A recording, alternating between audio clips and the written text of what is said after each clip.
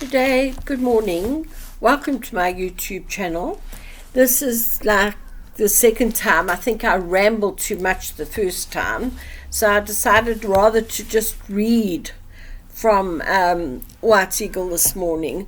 It's from Spiritual Unfoldments, number 1, The Simple Approach.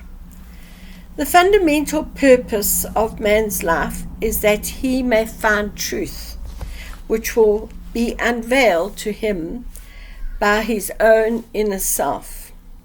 As we search for this truth, which lies buried deep within, the barriers erected by our outer self will vanish, and we shall become free to hold communion with those we love beyond, free to contact the cosmic rays of life force and healing, free to use them in the service of our brother man, free to come in rapport with those beings who minister to humanity through spirit.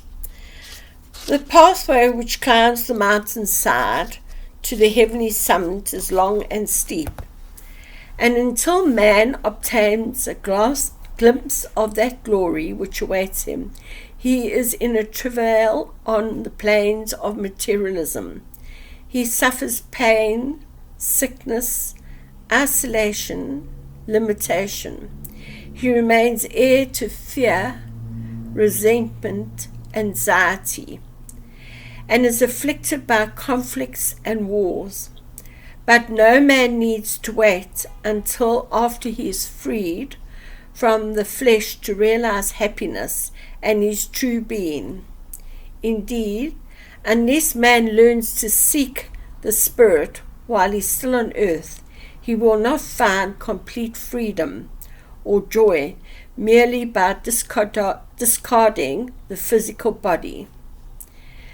Yes, it's not an easy path, and it's a path that requires commitment and dedication, and to the point of one-pointedness, because sticking to one teacher,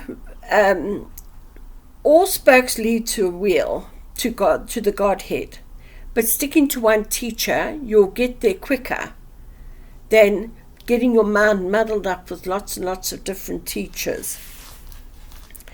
And also, it's very important if you want to meditate, that you meditate at a set time every day, and not at a time, be haphazard about it. You have to be committed. A glorious future awaits each soul, but it entails hard work, although even hard work can be interesting. For instance, if you love music and long to express yourself through music, it becomes a joy to practice, to acquire mastery over your instrument.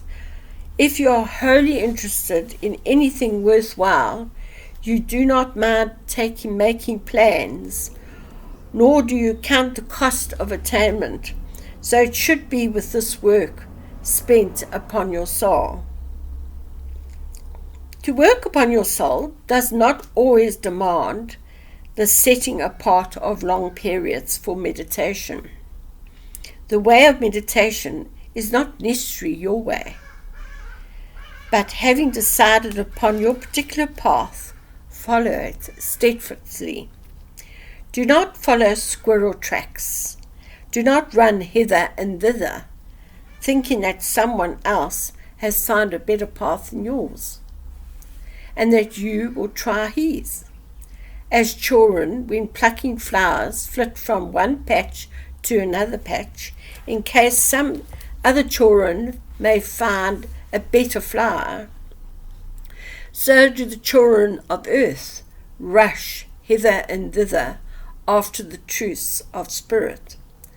This is not the way, for a time will come when your innermost voice will speak to you, saying, "This is my path, here I shall find peace. I will pursue this path, come what may." Having made your decision, you abide by it. You will not always find this path easy, But if you persist and are patient, and above all never lose faith, your path will lead you unerringly to your goal. In following the spiritual path, you have to learn to discriminate between the promptings of the worldly mind and the higher mind, the God mind. To distinguish the real from the unreal and the transient, the worldly mind dwells within all of us and causes us to doubt the reality of spiritual truth. Again and again, as you progress in spiritual unfoldment, you will surely find that doubt will challenge you.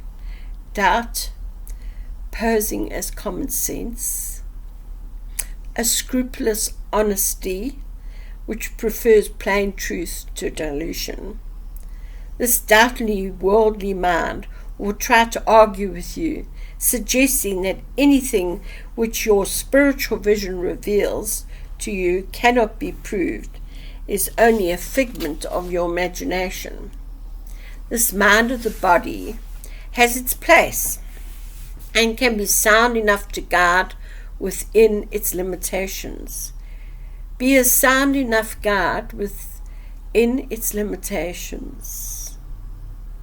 Once it's learnt to defer the God mind, truth which the worldly mind would term pure nonsense may be accepted and treasured by the spiritual mind. To the higher sense, soul, man's intelligence is distinct from his intellect. It may appear a rare gem of truth. So we must learn discrimination, and having rendered unto Caesar the worldly things which truly belong to Caesar, seek to find the pearl of truth. Yep, it's not easy to follow those instructions from our leader and master, White Eagle, and it's a hard journey to do, but we have to learn to clear ourselves, clear our lower mind of all those worries and threats, and just breathe in God's light and have pure faith in when we open up to Spirit, have pure faith that it's right for us. Test the spirits, because nothing but pure love comes through. Argumentative, ugly, anything negative is definitely not from God. Have a good day, everybody. We will chat tomorrow.